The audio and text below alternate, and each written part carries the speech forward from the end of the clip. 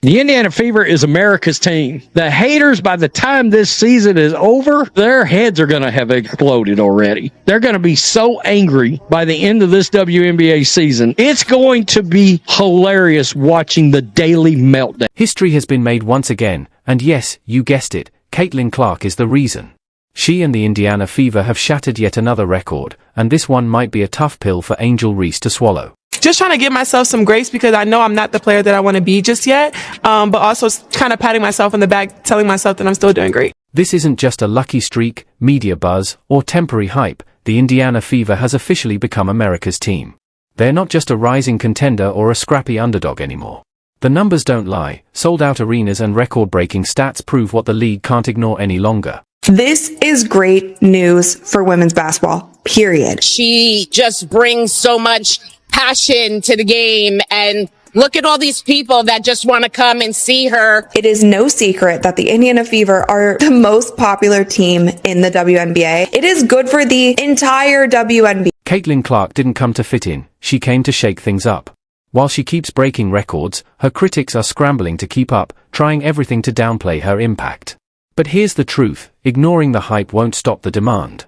The more they resist, the more Clark and the Fever continue to shine. WNBA's attendance had a record-breaking high in 20 years with a total of 2.3 million fans attending games. You know what the increase was from 2024 to 2023 in attendance? 48%. That's massive. That's the Caitlin Clark effect. Phenomenon, yeah. If Caitlin Clark gets injured, it's over with. Tom. Every single one of you WNBA players, you better pray that Caitlin Clark doesn't get injured, because she's keeping your league afloat. Let's talk facts. 41 out of 44 games are airing on national TV. That's not just a scheduling coincidence, it's a strategic decision. The networks aren't taking a gamble, they're investing in a movement that's proving to be a massive win. The recent news that 41 out of the 44 Indiana Fever games will be nationally televised. I do not think a lot of people are understanding just how big that is. That is something that the WNBA players, WNBA media, WNBA fans have been begging for so many years. And this movement? It's not just a passing trend, it's a full-blown revolution, with the Indiana Fever at the center. Caitlin Clark hasn't just elevated a team, she's made Indiana the heartbeat of women's basketball. They're the hottest ticket in town, dominating headlines, cameras, and coverage. And no matter where you look, it all leads back to one name. Caitlin Clark, the people's champion! Let's get it! That's a deep one. Bang! Just announced that Caitlin Clark and the Fever will be playing 41 of 44 games this year on national TV. They're coming to watch the other girl, right? Right? Bang! Teams are moving their games with the Fever to NBA arenas so they can sell more tickets. How about that? Bang! Angel Reese attempted a three this deep. I think she might dislocate her shoulder. Bang! You want some butter with that bread? Butter. Butter. Butter pecan! Bang! Let's rewind a few seasons. The Indiana Fever were barely on the radar, playing in half-empty arenas, overlooked by networks, and sidelined in league marketing. Now, they're the main attraction. So, what changed? One name, Clark. Her arrival transformed the Fever from an afterthought to the headline act, from struggling for attention to selling out arenas. Whether she's playing at home or on the road, fans are showing up in droves. Broadcast this season, ooh-wee, big-time doubleheader. Angel Reese, Caitlin Clark, they meet in the season opener. Indiana Fever put this out, all eyes on us. With such star power on those teams, it's really no surprise they're atop the list for the most games available for you to check out on a national scale. Caitlin Clark once again dominates WNBA national TV schedule. The Fever, they lead the league with 41 games here, followed by the Aces 33, the champion Liberty at 32. 41 of our 44 games are on national television, the most television games in franchise history, the most national television games for a single team in WNBA history. I'm sure this is because of Angel Reese. The Caitlin Clark effect is so huge that 6 opposing teams have had to upgrade their arenas just to accommodate her. Think about that, teams like Chicago, Dallas, and Connecticut are moving their games to NBA venues because their usual courts can't handle the demand. And if you think that doesn't sting a certain Angel Reese, think again. She's probably wondering why the United Center isn't calling her name, unless Clark is on the floor too. But it's not just about packed arenas, it's about screen time. The Fever aren't just leading in national TV appearances, they're blowing everyone else out of the water, even more than the defending champs. Clark isn't just shaping storylines, she's dictating broadcast schedules. And make no mistake, this isn't gifted coverage. It's earned. Earned with record-breaking numbers, standout performances, and undeniable star power. Caitlin Clark, what she's doing doesn't minimize what they've done, but we should have been giving her the credit. We saw the ratings, we saw the merchandise sales, we saw the attendance, but y'all want to make it about something else. Oh, what about the women that laid the foundation? What about this? What about it? That ain't got nothing to do with Caitlin Clark. Caitlin Clark is box office. She's doing this. And instead of giving her credit, y'all tried to make it about, oh, y'all poo-pooing the old guard. Y'all never talked about the old guard like this. Nah, I ain't gonna let it slide. Let's be real, TVXX don't make schedules based on fairness, they follow the money. And Caitlin Clark doesn't just boost ratings, she shatters them. She's a one-woman economic boom, a walking WNBA stimulus package. No wonder every network is fighting for her games like it's Black Friday and she's the last big screen TV on the shelf. These networks are not thinking about hurting feelings. These networks are thinking about how much money can we bring in. I believe there's actually a debate on who was Rookie of the Year last year. Imagine being that delusional. Bang! People need to understand she saved this league. Powder, there's no TV deals, no ad sponsorships, heck, no shoe deals for you, Angel Reese, no McDonald's money. The league losing millions of dollars each year. She saved them from bankruptcy. Time to be grateful. Bang! 93% of her games on national TV. She's like that! Bang! Just look at last year, some of the Fever's regular season games pulled in more viewers than the WNBA finals. Let that sink in. That kind of impact doesn't just elevate the Fever, it lifts the entire league. With everyone trying to diminish the wave that was happening, the Clarkonomics that were happening, the Caitlin Clark effect that was happening, and realizing it is not only going to be good for this Indiana Fever team, it's going to be great for everyone. It's going to be great for every single player in the WNBA and also every single team in the WNBA. And that boost isn't just for the Fever, it's lifting teams like the Chicago Sky, Aces, and Liberty too. Let's be honest, Angel Reese and company aren't pulling those numbers on their own. But when the Fever roll into town, suddenly, they're on national TV. Suddenly, the arena is packed. Suddenly, sponsors are paying attention. So while Reese is busy liking shady posts on Twitter, she might want to remember who turned up the spotlight bright enough for her to stand in.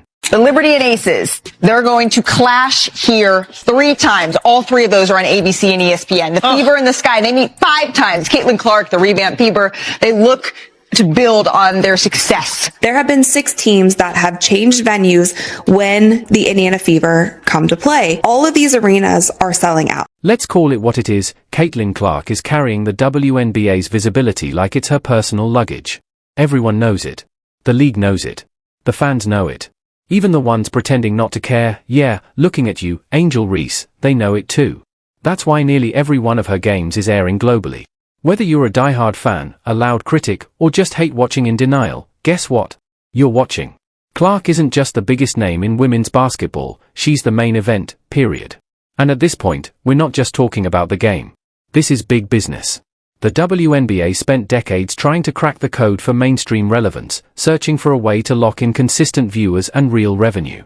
Then Caitlin Clark showed up and broke it wide open, like a step-back 3 at the buzzer. Sigh, I miss the unrivaled already. They're mad. Caitlin Clark didn't play in that league. They want her out. They want you fans out of the league. Angel Wilson's talking about sitting out for more money. Meanwhile, the Indiana Fever, hey, we're putting every game on TV for Caitlin Clark. Everybody wants to watch her. This is the year that they want to do whatever they possibly can to show that they deserve more and also be profitable. One of the worst WNBA fans and one of CC's biggest haters is already complaining. They don't like the game of basketball at all. They just want to support Reese. I've said the majority of her fans are not Hoops fans. Ticket sales?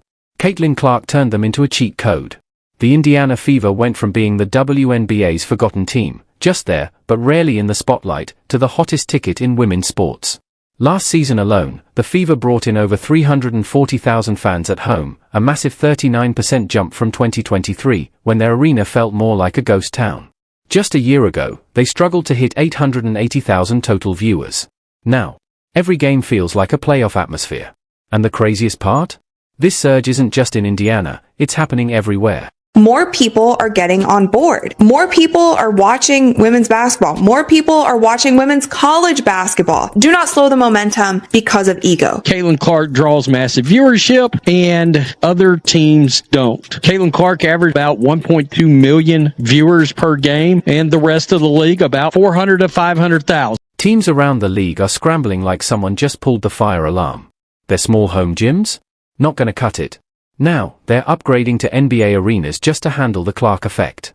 The Chicago Sky? Booking the United Center. The Dallas Wings? Calling in favors at the Mavericks Arena. Atlanta? Moving into State Farm Arena. Connecticut? Ditching Mohegan Sun and locking in TD Garden like they're prepping for a Celtics game. These aren't just venue upgrades, they're full-blown evacuations. Because Caitlin Clark doesn't just bring basketball. She brings chaos. Sellout crowds. Exploding revenue.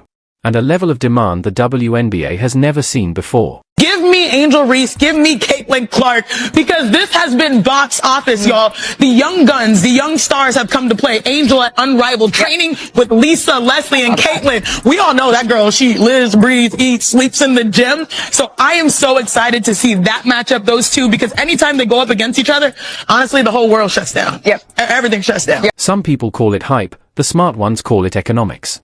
Hosting the Fever isn't just a game, it's like landing a golden goose in a jersey. More fans, more merch, more concessions, it all adds up to serious money. Caitlin Clark isn't just growing the game, she's bankrolling its future. Every team raking in cash from her appearances owes her a thank you note, and probably a bonus check. 6 WNBA networks set ratings records this season, all Caitlin Clark. 23 WNBA games drew more than 1 million viewers. Clark played in 20 of them. And let's talk merch. Caitlin Clark didn't just top the sales charts, she wiped them out. Her jersey outsold the entire rest of the league combined. That's not just a breakout star, that's a marketing juggernaut. Because of her, the Indiana Fever went from a regional afterthought to one of the highest-grossing franchises in women's sports.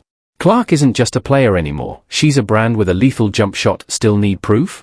Let's break it down. Fever games alone brought in half of all WNBA national TV revenue last season. One rookie. One team. League-wide attendance up 48%, more WNBA games hit 1 million plus viewers in 2024 than in the past 20 years combined. And what's the one common factor in all of this?